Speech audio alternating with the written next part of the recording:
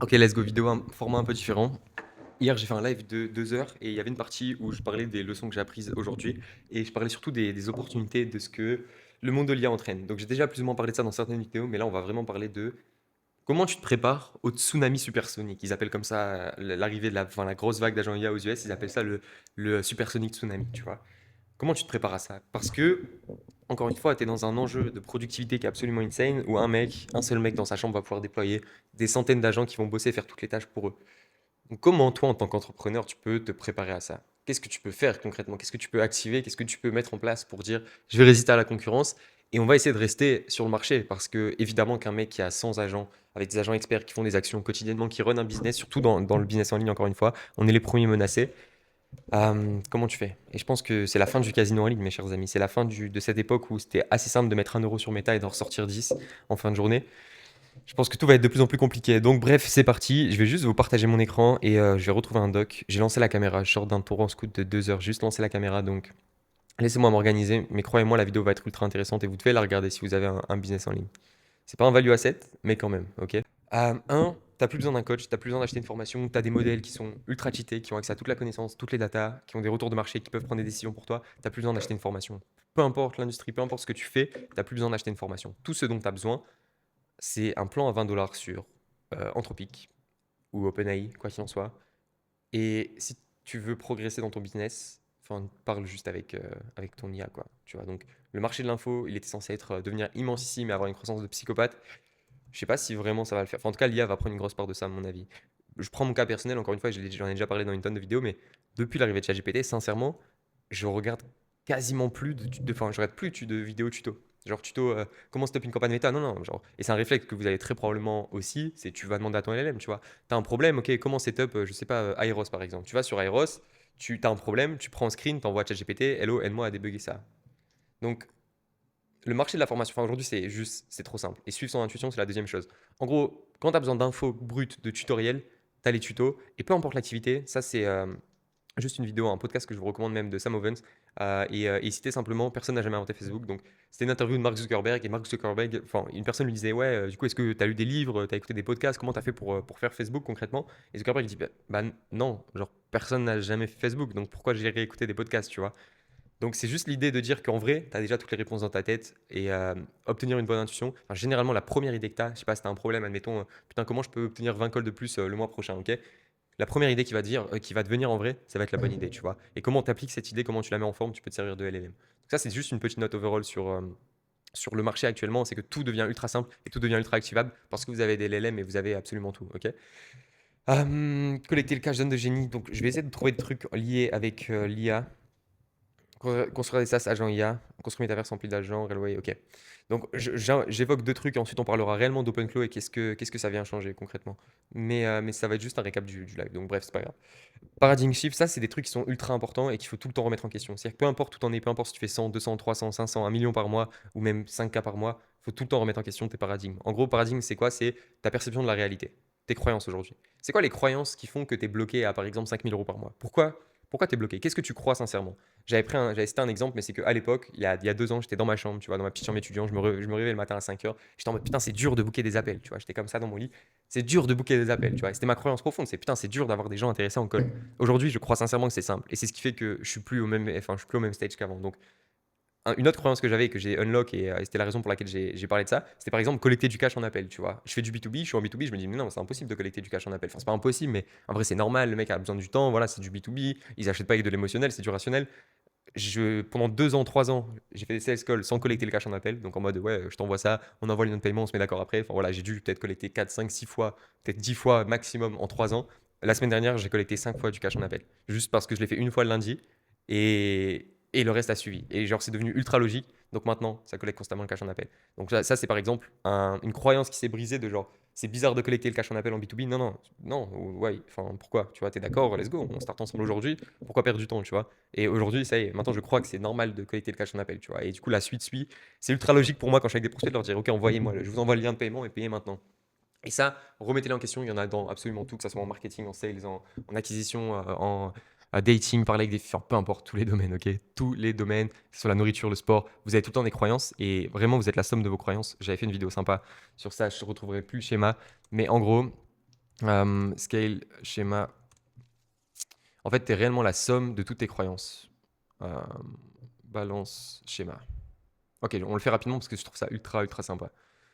En gros, réellement, ton cerveau, il fonctionne comme ça. C'est que tu as des balances, ici, positives et négatives, d'expérience. En fait, tes expériences, par exemple, par rapport à la vente. Admettons que ta croyance au sujet de collecter le cash en appel, tu vois. En fait, ça va être une combinaison ça va être la somme des expériences positives et des expériences négatives. Si, par exemple, tu avais déjà eu des expériences négatives en vente et tu t'es dit, putain, c'est impossible de collecter le mec, il voulait y penser une semaine, tu vois. Donc là, tu vas cumuler des expériences négatives. Moi, par exemple, la semaine dernière, j'ai eu 5 expériences positives. Donc ça a remonté un petit peu la balance du côté des expériences positives.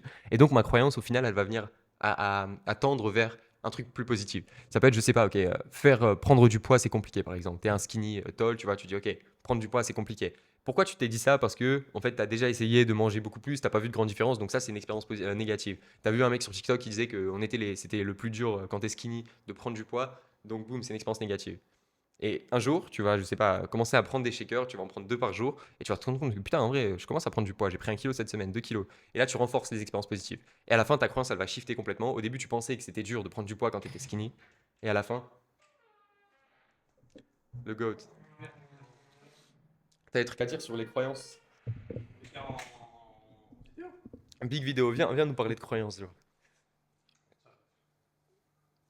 Je parle de. T'as des balances, tu vois, le fait que chaque croyance, c'est une combinaison d'expériences positives et négatives. Tu vois, ça, je sais pas si t'avais vu le truc de Charlie Morgan, genre. Ouais, c'est la balance, ouais. La balance. Genre qu'on est une somme de balance. C'est vraiment ça, frère. T'as des trucs à cook pour nous ou pas? Ouais, j'ai des Je trucs à mettrai dire. pas de cut, donc faut que tu te dépêches. Là, les abonnés, ils te voient là. Voilà. Non, on n'est pas en live, on n'est pas en live. Parce que Ça, c'est Anis, le goth Attends, comment je peux le poser? comment je te définis? Développement personnel? Non, mais tes vidéos, c'est comment devenir meilleur. Bref, goth, beaucoup d'introspection. Un chic type. Un chic type. Chip. Ah, carrément, vas-y, viens.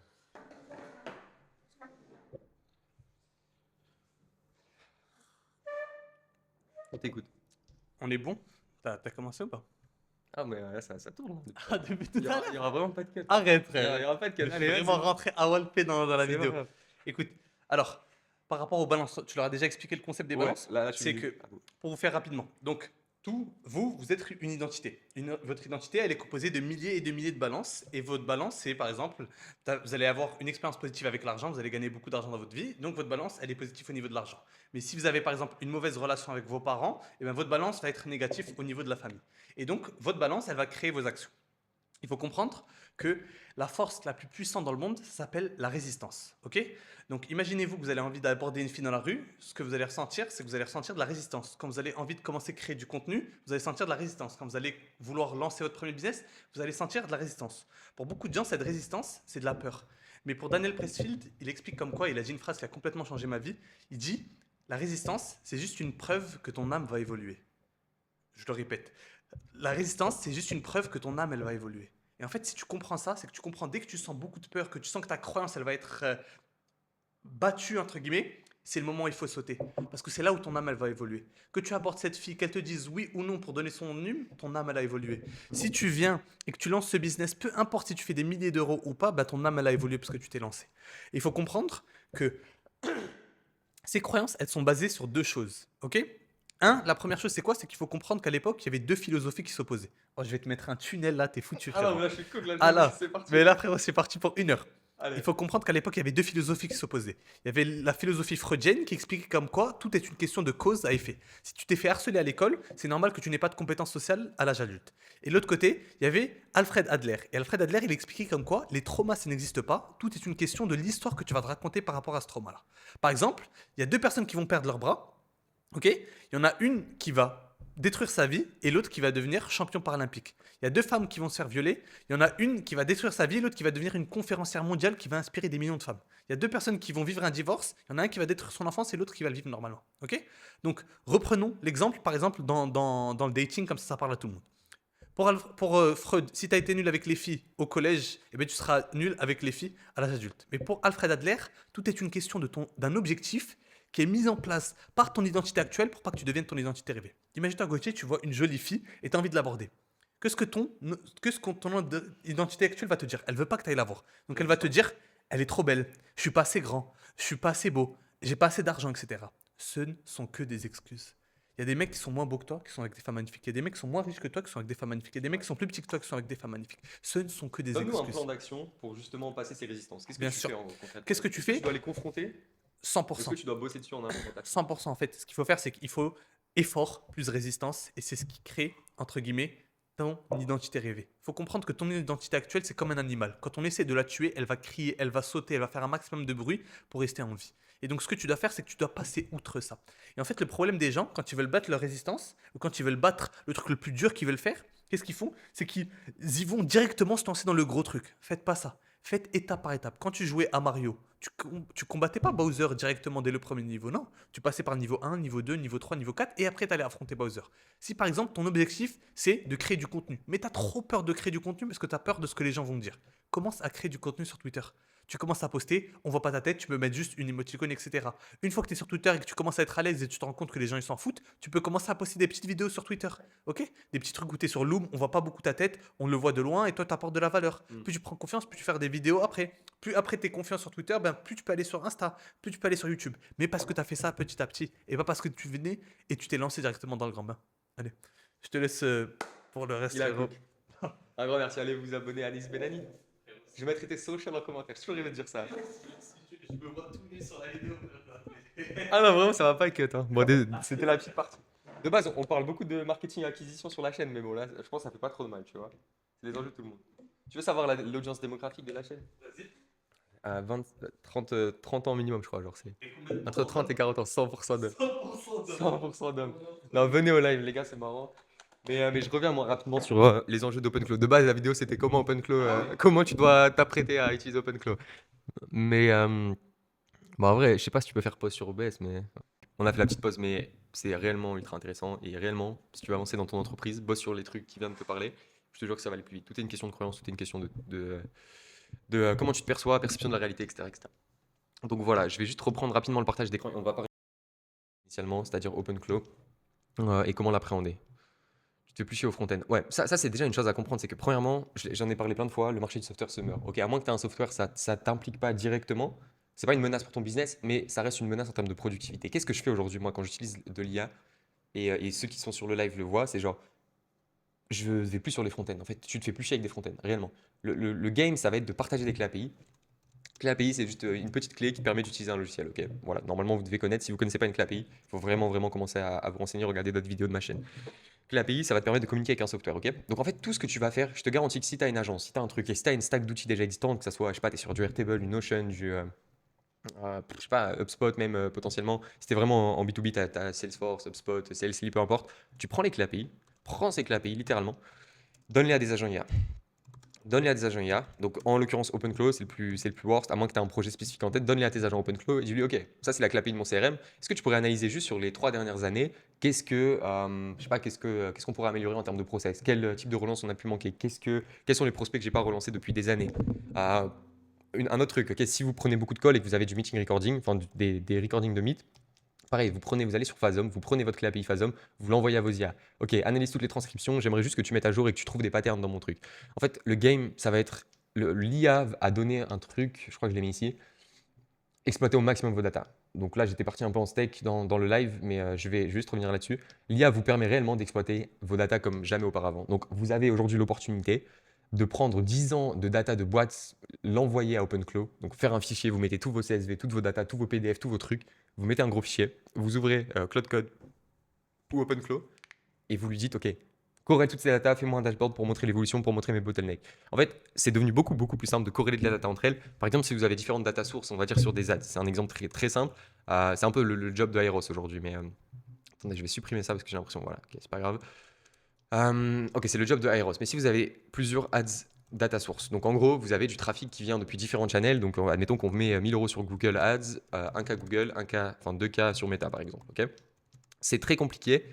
Aujourd'hui, il y a un truc qui s'appelle le dark social dans le marketing. C'est un peu plus poussé, mais c'est quand tu commences à dépenser pas mal en marketing, c'est un truc qui est récurrent. C'est genre, tu vois pas exactement le chemin par lequel sont passés tes prospects. En fait, et surtout dans l'économie d'aujourd'hui où genre, si tu es omniprésent, si tu fais du contenu un petit peu sur Twitter, sur YouTube, sur Insta, enfin peu importe, plus tu fais des ads, plus tu as fait une Google Ads, plus X, en fait, tu t'arrives tu as énormément de difficultés à suivre exactement le chemin pour lequel passe un prospect avant de convertir, tu vois. Ça s'appelle le dark social. C'est, tu vois pas exactement ce qui se passe dans le funnel du prospect. Dark social, c'est une combinaison de ça, plus tu as aussi du physique, par exemple. Je sais pas, ton prospect, il était en soirée avec quelqu'un et quelqu'un a dit du bien de toi, donc boum, ça va augmenter son niveau d'awareness, et même probablement plus. Mais ça, tu peux pas le traquer directement. Donc tu vois, tout ce game de, t'avais plus de data avant, aujourd'hui c'est ultra simple d'avoir de la data et d'optimiser absolument toutes ces datas via justement des API, tu vois. Donc, ok, tu peux connecter Google, API de Meta. Ça, c'est vraiment l'un des premiers trucs à comprendre. C'est si tu veux commencer à utiliser l'IA, commence à te renseigner, ok, où est-ce que j'ai des API que je peux envoyer à mes IA, ok. Et une fois que tu as des API, tu vas voir que ta vie sera 10 000 fois plus simple et que tu te feras plus jamais chier avec du front-end. Vraiment, donc c'est trouver vos API, toute la stack d'outils que vous utilisez, très probablement si vous utilisez des SaaS mainstream, enfin même pas tous les SaaS en vrai, vous avez des API. Commencez à prendre ces API, les trouver, envoyer ça à des LLM, envoyer ça à OpenClaw, Grok, Grok, pardon, non, surtout OpenClaw, Cloud Code, et commencez-leur à leur envoyer ça et demandez-leur, ok, demandez-leur des insights. Sur la matinée, qu'est-ce qui s'est passé de mon côté OpenClaw? Donc je me suis réveillé ce matin, ok, 5 heures. Déjà la veille, ce que j'avais fait, c'est juste là, ok. Je lui ai fait un prompt de psychopathe la veille, donc là il était 3 heures, je venais de finir le live, je crois que je l'ai fait en live en même temps. Je lui ai fait un gros prompt, je lui ai dit ok, je voudrais que tu bosses sur ça dans la nuit. Et en fait là, par exemple, j'ai un agent qui bosse pendant la nuit. Et j'ai ce truc aujourd'hui de dire putain, j'ai pas envie d'aller dormir sans que mes agents bossent dans la nuit. Ils sont sur mon Mac mini, ils sont là-bas, moi je suis en train de dormir, mais eux ils bossent, tu vois. Et donc là, 3 heures, 3h10, ok, 3h14, tout est lancé pour la nuit, donc je lui avais donné une sacrée to-do list. 3h18 ici, ok, je lui ai parlé. Donc là, ok, 3h30, 4h il bosse, un agent still working, Nocron, nanana. 4h30, il fait quoi? Ah, la jeune finish de work, Factory UI, Pipeline Refactor, Clip AI Test. Donc voilà, il testait des logiciels qu'on avait, ils allaient refactorer, ils amélioraient l'UX d'un site web enfin, sur le blog. D'ailleurs, je vais même checker parce que j'ai pas le temps de checker le matin quand je me lève, mais on va regarder par exemple. Lazy Rank, ok, c'est un SaaS qu'on a. Tu regardes le blog, il était vraiment moche. Qu'est-ce que ça donne aujourd'hui? C'est pas amélioré. Donc je vais voir s'il n'y a pas un problème. Ok, donc ça c'est mauvais déjà. Bon, c'est pas grave. Check. Ok, LazyRank, l'UX n'a pas été amélioré. Est-ce que tu peux checker si ça a bien été push et si on parle bien du site web et du projet LazyRank site web? Et bon, désolé. Hop, boum, boum. Good. Donc, qu'est-ce qu'il a fait? BizOS, New Task, Iterate Button. Donc là, on est en train de construire un environnement en 3D en live tous les jours avec des agents qui bossent 24 sur 24. Là, par exemple, j'ai un call demain à 11h15, enfin même aujourd'hui du coup, avec Dr Hakim Ziwouni, médecin généraliste esthétique. Bizarre, mais why not? Prep call David, 10h. Ok, j'ai un call avec un David à 10h. Prospect, quick peu d'infos en ligne, pas de site détecté. Donc là, il va chercher, faire des recherches sur mes prospects, m'envoyer exactement, mettre à jour dans un CRM. Et il me fait le récap de ma journée. Ok, Gauthier, G-Call, Where 10, nanana. En gros, il bosse pendant la nuit, tu vois. Et là, il m'avait envoyé juste le matin, il me réveille. Ok, qu'est-ce qui se passe? Top Hacker News. Donc là, il me fait un petit récap des news. Agent David aujourd'hui. Bon, c'était hier et je suis en time zone Bali, donc c'est normal. Agent nuit, agent blog, UX, enfin bref. Il bosse pendant que je dors. Ok. Et tout ça parce que je lui ai donné full API. Donc c'est ultra important de donner les API à vos agents sur les SaaS que vous utilisez. Et là, vous allez pouvoir vraiment commencer à exploiter la puissance. Un exemple concret, c'est GoiLevel. Si vous utilisez GoiLevel, qui est quand même pas mal utilisé, juste donnez-lui l'API. Vous allez voir les dingueries monumentales qu'il peut faire. Il peut vous faire des séquences, il peut vous faire des campagnes, il peut naviguer sur le navigateur. Je vous montre un bon exemple de ce qu'il m'a fait de mon côté. Mais dans la nuit, tu vois, il a setup toute une campagne de relance, de lead to call en gros. Dès qu'il y a un lead sur Meta, il va lui envoyer une sacrée campagne avec des mails en HTML bien sexy qui sont adaptés au branding de chacune de nos boîtes. Et ça, il l'a fait directement en allant sur le navigateur pendant que je dormais et en setupant la campagne. Donc c'est ultra sexy, ultra costaud et le gain de temps est phénoménal parce que voilà. Tu vois, aujourd'hui, j'ai réellement la flemme d'aller sur l'UX. J'ai plus envie de me faire chier avec du front-end. Et c'est limite un problème, tu vois. C'est genre, j'ai flemme d'aller sur le logiciel, configurer mes petits workflows. J'utilise plus Make. Ok, à la place de Make, j'ai remplacé Make par Railway. Enfin, je donne juste un token Railway. C'est une sorte de. Je ne saurais même pas comment le définir, mais c'est une sorte de VPS. Enfin, en gros, c'est pour configurer des webhooks, ok, donc configurer des automatisations avec. Enfin, c'est pas fait uniquement pour ça, mais tu peux le faire largement avec ça. Donc, en gros, c'est pour configurer des flows où il y a trigger et chaîne d'action, ok. Action chain. Donc comme Make, comme N8N, tu vois. Mais flemme d'aller sur Make, configurer, non. J'envoie les clés API, je dis ok, c'est top moi ça, débrouille-toi Coco. Et quand ça tourne, tu vois. J'ai plus rien à faire. Et mon agent a toutes les infos, donc je peux rebosser avec lui. Donc juste pour vous montrer rapidement, et je finis sur ça rapidement. À quoi ça ressemble? Voilà, des petits mails par exemple. Donc moi je fais du marketing, j'ai une agence de marketing qui s'appelle Lead Factory. D'ailleurs, bosse avec nous, on a des résultats de psychopathe. La période est insane pour nos clients, donc on se fait plaisir. Sur du MetaAds, voilà, on se fait plaisir.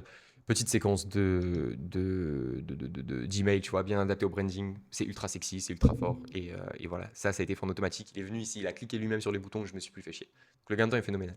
Donc comment l'appréhender? Action rapide, actionnable directement. C'est sortez de cette vidéo, quittez cette vidéo, allez chercher vos clés API et faites-vous plaisir. Réellement, faites-vous plaisir. Ça fait plus cher en front. clé API communiquée. Ok. Donc ça, c'est le premier point. Le deuxième point, je voulais en parler rapidement et je l'ai mis ici. Je crois que j'ai copié-collé. Voilà. Le futur, réellement, pourquoi c'est un chiffre dans l'économie? J'ai déjà parlé plusieurs fois, mais c'est que, en gros, avant, une entreprise, toute l'économie repose sur du capital humain plus du code des automatisations, ok? Enfin, des automatisations, on ne parle pas d'automatisation, mec, mais je te parle de systèmes, de process qui font que tu as du code. Donc, à l'époque, c'était du capital humain, du code et plus du capital financier. Capital financier. Ça, c'était l'économie avant, tu vois. C'est les trois, c'est le triangle de Sam Ovens. Voilà, c'est ces trois éléments, tu vois. Aujourd'hui, le capital humain, il va être fumé et smoke par des IA, surtout dans le milieu digital, tu vois. Donc ça, je crois que c'est commande X. On va pouvoir le rayer tous ensemble. C'est pas commande X. Bon, c'est pas grave, mais on se comprend, ça disparaît. Le code, c'est généré à 90% par des IA. Le capital financier, tout devient ultra accessible. Genre, les barrières à l'entrée s'écroulent dans une tonne et une tonne de domaines de par l'IA. Tu peux encoder un Amazon en 3 semaines si tu es vraiment déter dans un garage avec deux trois potes et Cloud Code et pas mal de tokens Cloud Code. Donc, tout ça, c'est remplacé par quoi? Des tokens AI, ok? Ça, il faut vraiment comprendre que c'est. Pourquoi il y a un chiffre? Parce que c'est ça en fait. C'est que capital humain, ça va être remplacé par des IA. Le code, c'est remplacé par des IA. Et le capital financier, tout s'écroule. Et en fait, tout le game, c'est un vrai game de tokens. Et si tu remontes d'une layer pour les providers de tokens, donc pour OpenAI, Anthropic, etc., quand je parle de tokens, j'entends réellement crédit, API. Mais eux, leur game, c'est un game d'énergie plus data. Ok, plus data. Et c'est pour ça que mon postulat, c'est de dire que Grok, je pense que dans mi-terme, tu vois, 5 ans, ils vont prendre tout parce que ils ont l'infra pour aller envoyer des data centers dans l'espace et réduire le coût de l'énergie. Et eux, c'est vraiment un game d'énergie. C'est réellement un game d'énergie. Donc, Grok vont être largement plus rentables très rapidement et ils ont toutes les infra avec SpaceX qui est insane. Enfin, Grok, j'entends XAI évidemment. Donc ça, c'est pour ça que le game change. Et comprends qu'en gros, plus tu vas spend de tokens par mois, plus ça va être insane. Donc les investissements à faire probablement, et moi ça va être un peu l'objectif de l'année, mais c'est investissement hardware. Investissement hardware. Mac Studio, Mac Studio, Mac Studio, Mac Studio, Mac Mini, Mac Studio, Mac Studio, Mac Mini, Mac Studio, M5, M5, M5, bouffe, carte graphique, carte graphique, carte graphique. Ok. Genre M5 hardware. Tu vois, t'as ce mec aux US qui s'appelle YouTube. Enfin, il s'appelle pas YouTube pour le coup. Alex Fins. All good. J'ai pas retrouvé la vidéo. J'ai essayé de la montrer en live, mais j'ai pas retrouvé la vidéo. You need a Mac Mini. I just spent $20. Enfin bref, il a acheté 4 Mac Studio. Il peut faire tourner des modèles en local. Et en fait, qu'est-ce que ça veut dire faire tourner des modèles en local? Ça veut dire que les modèles tournent sur ton PC et tu dépenses pas en token. Tu as des modèles qui tournent sur ton PC parce qu'il faut, voilà, il faut genre 2000 Go de RAM en vrai de vrai. Si tu veux faire tourner des modèles chinois, des bons modèles, genre des Minimax, des Kimi.2, etc. Des Kimi 2.5, enfin bref, il faut des gros modèles. Tu as 2000 Go de RAM unifié. C'est énorme. Tu vois, ça coûte, allez, peut-être 7 stacks, ça doit coûter peut-être 30 000 euros, je pense. Mais en gros, il faut des putains de puces Nvidia. Voilà, c'est que nous aussi, si tu veux pas être un slave de ces boîtes qui vont te facturer des tokens et ça va coûter ultra cher, enfin, ça va diminuer avec le temps pour la perf, mais si tu veux pas dépenser 3 000, 4 000, 5 000 euros en tokens, toi aussi, il va falloir jouer au game de l'énergie et de la data. Tu vois, toi aussi, il va falloir jouer au game de il me faut des cartes graphiques. Et vraiment, c'est l'objectif de l'année. Je veux me stacker à fond en cartes graphiques parce que ça va être la prochaine monnaie d'échange. Et vraiment, il y a un monde où je pense que sachant que le capital financier s'écroule au fur et à mesure, il parle de revenus universels, tu vois, UBI, donc tout le monde aura 2-3 000 euros free par l'État, tu vois. Je suis pas fan de l'idée, ça me ressemble tout à fait au communisme, mais voilà, sachant qu'il parle de UBI, il y a un monde où vraiment on rentre dans une nouvelle économie complète. On sort du capitalisme et on rentre dans un nouveau truc où en fait tout va être gouverné par l'énergie. L'énergie et l'AI. Et donc, si tu arrives à être un provider, à mon avis, enfin, c'est voilà, c'est un peu bullish, c'est un peu trop tôt, là, je te parle vraiment sur une raison de 20-30 ans, tu vois. Mais si tu arrives à provide des tokens toi-même, si tu arrives à être provider de tokens, que tu as des data centers, que tu as de l'énergie, là, c'est toi qui auras la monnaie en fait du futur, probablement. Parce que voilà, on va foutre de l'IA partout, on va foutre des robots partout. Qu'est-ce qu'ils ont besoin? Énergie, data, tu vois. Si tu arrives à provide l'un de ces deux trucs, tu seras done for life, tu seras vraiment bien. Donc, à mon avis, il faut s'équiper très rapidement avant que ce soit une pénurie, enfin, pénurie entre guillemets, mais avant que la plupart de ces boîtes prennent tout le monopole, tu vois. La plupart des grosses tech compagnies. Alors, Nvidia, c'est déjà en rupture de stock. Toi, tu es un particulier, tu veux ta puce, tu spends 100K, genre, mais tu galères. Genre, tu galères réellement pour avoir une puce. Donc, tout va être un game de RAM. Et je pense vraiment que l'économie va chuter. La prochaine monnaie d'échange, ça va réellement être ça, tu vois. Là encore une fois, on part sur une horizon de 20 ans et je suis pas, enfin voilà, je prédis pas l'avenir évidemment. C'est juste un postulat et une vision par rapport à tout ce que je vois. Mais il y a une tonne de gens très smart et qui est Elon Musk, tu vois, qui vont vers cette perspective aussi, qui se disent, enfin, qui adoptent plus ou moins le même discours. Donc je pense vraiment que la monnaie la monnaie de demain sera réellement de l'énergie et que l'argent, vraiment, je pense, hein, sur notre game aujourd'hui, si vous regardez la vidéo et là, la vidéo est un peu longue et un peu désorganisée, j'espère d'ailleurs que je suis pas en pause. Good, je suis pas en pause 25 minutes, c'est pas grave. Mais si vous voyez cette vidéo, je dis ça depuis pas mal de temps en vrai de vrai, mais avec le contexte géopolitique. Je mets un peu d'urgence parce que sincèrement, je pense qu'il faut mettre de l'urgence aujourd'hui. C'est que genre, avec le contexte géopolitique, plus l'arrivée de l'IA qui va genre tous nous remplacer, tu vois. Moi, j'ai un job de marketing, il y a déjà Manus qui sort, nos clients ne le savent pas, mais en vrai, ils peuvent setup des campagnes très rapidement avec Manus, tu vois. Bon, c'est encore un peu chiant, voilà, c'est relou, faut s'y mettre, tu vois, faut plonger dedans, mais tu connectes Meta, voilà, tu pars sur Manus, tu fais des campagnes directement Meta. Donc, on va tous se faire remplacer. Genre, peu importe, même si tu fais de l'e-commerce, tu as une boutique et tu dis, putain, non, moi, je suis irremplaçable. Non, genre, le plombier, tu vois, dans 30, 40, 50 ans, il y aura des robots Tesla Bot qui seront super chauds en plomberie et qui te feront des dingueries, tu vois. Et les meilleurs chirurgiens, je crois que Musk a dit dans une interview que un Tesla Bot, ça sera équivalent au meilleur des meilleurs chirurgiens ever, tu vois. Genre juste Tesla Bot. Donc c'est même pas un robot dédié pour de la chirurgie ou quoi, tu vois. C'est un Tesla Bot. Donc vous savez à quoi ça ressemble un Tesla Bot. Mais niveau de précision, niveau de tout, il pourra t'opérer mieux qu'un chirurgien, genre le meilleur chirurgien du monde entier. Ce putain de robot. Alors est-ce qu'on se rend compte, tu vois. Lui, il va être avec son scalpel et il va te cisailler, tu vois. Donc quoi qu'il en soit, on est tous cooked. Et ouais, donc pour revenir rapidement, urgence, géopolitique plus l'arrivée de l'IA massive, vraiment, je pense que ticket pour Elysium. Si vous avez la rêve de ce que je suis en train de dire, ticket pour Elysium, il faut se dépêcher de faire du cash rapidement avant de tomber dans ce truc de communisme où on va plus personne n'a aucune valeur, c'est ultra dur de faire de la valeur et où la possibilité d'ascension sociale va être de plus en plus dure. C'est un peu mon côté complotisme, urgentiste de putain, faut se dépêcher. Mais sincèrement, je pense que ça va être de plus en plus chaud. Donc, faut réellement, réellement se bouger les fesses avant que ça arrive. Tu vois. Je pense qu'il y a encore une petite fenêtre de 3 à 5 ans, à moins que ça pète maintenant et que Israël décide d'envoyer une petite bombe euh, qui fera des gros dégâts, tu vois, et qu'on part en Troisième Guerre mondiale. Mais 3 à 5 ans, à mon avis, avant vraiment que ça soit cook. Et le jour où ils commencent à foutre de l'UBI, et le jour où tu as déjà toutes les IA, ça va être très chaud de commencer à t'élever socialement, ok, et changer de classe sociale. Et Bourdieu, tu vois, ce que Bourdieu appelait la croissance, enfin l'ascension grosso modo sociale, tu montes d'un échelon dans la société, ça, ce sera plus possible. Et pourquoi Elysium? C'est juste un film un peu dystopique, mais pour moi, c'est le film de science-fiction, Elysium. D'ailleurs, j'ai un client qui s'était appelé, enfin un client, pardon, un prospect, en gros, dans ce film, je crois que c'est 1174. À mon avis, ça arrivera bien plus tôt. Mais tu vois, en gros, tu as tous les riches qui sont sur un satellite où eux, vraiment, c'est Dubaï. Tu vois, Elysium aujourd'hui, c'est Dubaï. Enfin, c'était Dubaï avant la guerre, tu vois. Mais en gros, Dubaï, c'est Elysium. Tu as juste une élite de personnes, très peu de personnes, qui vivent dans un satellite tout au-dessus de la Terre. Et en bas, c'est la merde absolue. Tu vois, surpopulation, pollution, tout le monde, il y a des robots partout. La police, c'est des robots, tout est des robots, tu vois. Allez checker ce film sur Netflix. C'est pour moi l'un des plus. C'est le film de science-fiction où je me suis dit, putain, en vrai, c'est le futur. Genre, c'est obligé, c'est le futur, tu vois. Et à mon avis, ça va arriver bien plus tôt que prévu. Donc vraiment, et il y a plus. Enfin, le truc, le schéma qui est bien avec ce film, c'est que t'as plus. Une fois que t'es en bas, que t'es sur la Terre, il n'y a plus aucune possibilité d'échelle, tu vois. C'est que genre, la représentation de l'ascension sociale ici, c'est aller dans l'espace et aller sur un putain de satellite. Donc tu vois, c'est que genre, pour les humains qui sont sur Terre, ils n'ont plus aucune possibilité de s'en sortir en gros. Et la barrière, toutes les barrières pour évoluer dans la société sont fermées. Et plus on va avancer, plus on va y venir. C'est pour ça qu'il faut se dépêcher. Voilà, c'est mon petit côté un peu complotiste, un peu urgentiste, mais réellement, faut faire du cash maintenant pour avoir son ticket sur Elysium. Sinon, on va être tous foutus, on va être tous cooked et ça va être le communisme. On aura tous nos 2000 € par mois. Il n'y aura plus aucun moyen de s'en sortir et ça va être assez cool. Là, on sort complètement du thème de la chaîne de base, hein, mais voilà. Donc ça, c'est juste les enjeux globalement aujourd'hui. Comment tu es plus productif dans ton business réellement? Si faut que tu te mettes sur OpenClaw très rapidement. Peu importe ton activité, trouve un moyen, un VPS, un truc. T'es pas obligé d'acheter un Mac Mini, mais trouve un moyen de te mettre sur OpenClaw, de comprendre comment ça marche. Ok, il y a une tonne d'alternatives, tu peux faire tes recherches. J'ai fait des vidéos qui en parlent, etc. Je vais pas faire une vidéo de setup parce que voilà, c'est ultra simple. Un prompt chat GPT, dis-moi comment setup OpenClaw. Tu vas t'en sortir, je pense. T'es pas stupide. Mais on rentre dans ce game, littéralement. Donc, il faut absolument que tu commences à te mettre sur OpenClaw, même si t'es pas tech, même si t'es pas dev, même si t'as rien à voir avec ça. J'ai rien à voir avec ça de base. Mais est-ce que vous écoutez? Vous entendez pas? Mais en gros, là, par exemple, j'ai mon Mac Mini qui play derrière. Voilà, exactement ça. Le briefing du matin. Stop, stop le briefing. Briefing, s'il te plaît. Là, il est en train de parler, il est en train de me dire, hello, voici ce qui s'est passé dans la nuit, voici ton briefing, tu vois. Bon, matin, il est 15 h, donc je suis arrivé à Bali il y a pas longtemps, j'étais heure française, il faut changer ça. Et il me dit ce matin, t'as 2 calls, t'as machin, machin, voici les recherches que j'ai fait. C'est intéressant, c'est du cash facile, enfin bref. Il me fait le truc. Je sais pas si vous entendez, c'est relou. Arrête le son. Bon, on va arrêter le son, ok, good. Top 5, Odemia, nanana.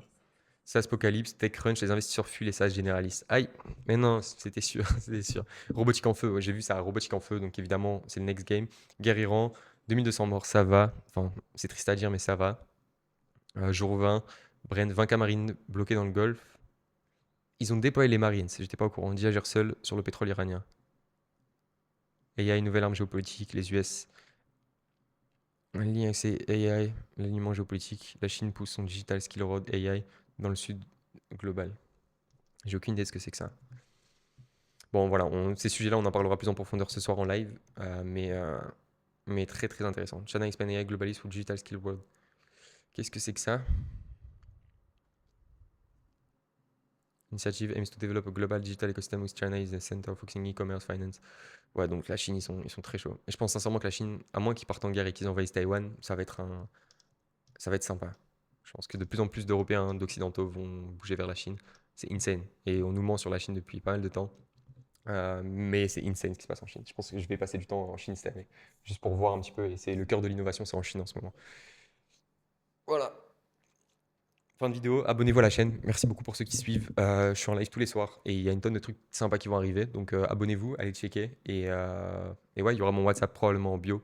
Vous pouvez regarder tout ça. Préparez-vous, le futur va être là. Encore une fois, vous devez absolument, peu importe si vous avez une activité en ligne, tester OpenCloud, tester d'installer ça, tester Cloud Code, commencer à toucher à ces outils, commencer à comprendre un peu ce que c'est qu'une API, commencer à comprendre ce que c'est GitHub, commencer à comprendre ce que c'est qu'un webhook, commencer à mettre un peu les pieds dedans, les mains dedans.